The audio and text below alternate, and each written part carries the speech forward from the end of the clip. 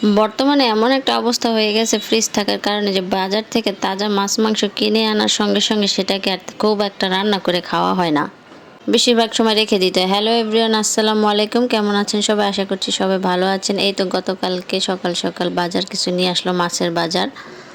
অনেক দিন যাবৎ মাছ কেনা হয় না, সেটাই আপনাদের সঙ্গে শেয়ার করতেছি। আর এই যে কয়েক রকমের মাছ নিয়ে আসছে, এগুলাকে ধুয়ে পরিষ্কার করে এখন ফ্রিজে তুলে রাখবো। তো মোটামুটি আমার ধোয়া শেষ, আবার রান্না করার সময় ধুয়ে নেব। এই তো গুছিয়ে রাখবো। আর এই মাথাগুলো এখন এগুলোকে রান্না করব। যে ফ্রিজ থাকার কারণে আসলে বেশিরভাগ সময় তাজা মাছ এনে রান্না করে খাওয়া হয় না। তো আজকে ভাবলাম যে সঙ্গে সঙ্গেই রান্না করি, এটাকে আর ফ্রিজে রাখবো না। আর মাথাগুলো বেশি দিন রাখলে খুব একটা ভালোও লাগে না খেতে। আমি চেষ্টা করি সঙ্গে সঙ্গে মাথাগুলো টাটকা টাটকা রান্না করে খেয়ে ফেলতে।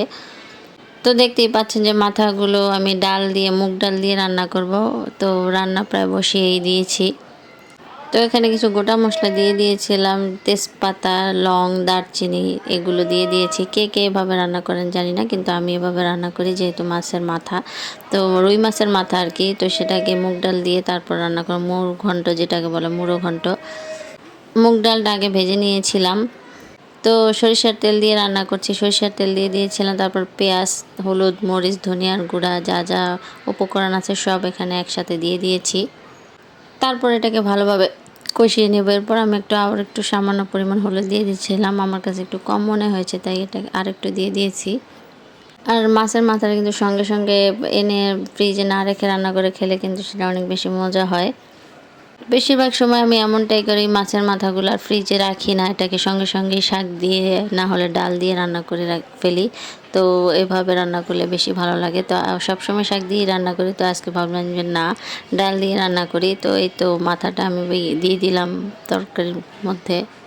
তারপর এটাকে আমি একটু ভালোভাবে কষিয়ে নেব, যেহেতু কাঁচা মাছটা ভাজা হয়নি। আমি ভাজি না, মুড়ো ঘন্ট করতে গেলে আমি বেশিরভাগ সময় এভাবে কষিয়েই রান্না করি। কে কে আমার মতো কষিয়ে রান্না করে জানাবেন। আর ওইদিকে আমি ডালটা পানিতে ভিজিয়ে রেখেছিলাম, একটু ধুয়ে পরিষ্কার করে নেব।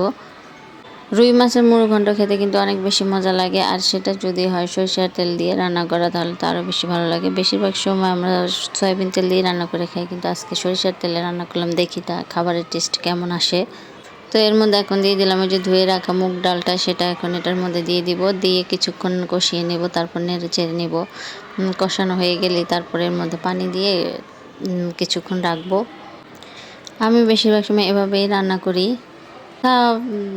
অনুযায়ী ডাল তেমন একটা বেশি দেই নেই, অল্পতেই হয়ে যাবে। আর মানুষ আমরা দুজন, তেমন বেশি লাগেও না।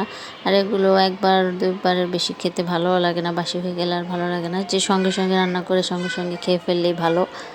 তাই আমি অল্প পরিমাণে ডাল নিয়েছি। তারপরে এই যে কষিয়ে এর ভিতরে একটু পানি দিয়ে দিলাম। তো এই পানির মধ্যে হয়ে যাবে রান্নাটা প্রায়। খুব একটা আমি ভাঙি নেই, এইভাবেই হালকা কাঁচামরিচ দিয়ে দিলাম। তারপরে তো একটু পানি শুকিয়ে এলে এটাকে নামিয়ে নিব। আর রেখে দিলে আর একটু বেশি পানি টেনে যায়। তো রুই মাছ দিয়ে মুড়ো ঘন্টটা কেমন হলো আপনারা বলবেন। তো এই তো ফাইনালি লুক আমার এই তো রান্নার, কেমন হয়েছে বলবেন। আর কে কে খেতে পছন্দ করেন সেটাও কমেন্টস করে জানাবেন। তো আজকের রান্নাটা আমার এ পর্যন্তই। তো সবাই ভালো থাকবেন। তো এটা ছিল গতকালকে রান্নার কি আপনাদের সঙ্গে শেয়ার করলাম। সবাই ভালো থাকবেন। আল্লাহ হাফেজ।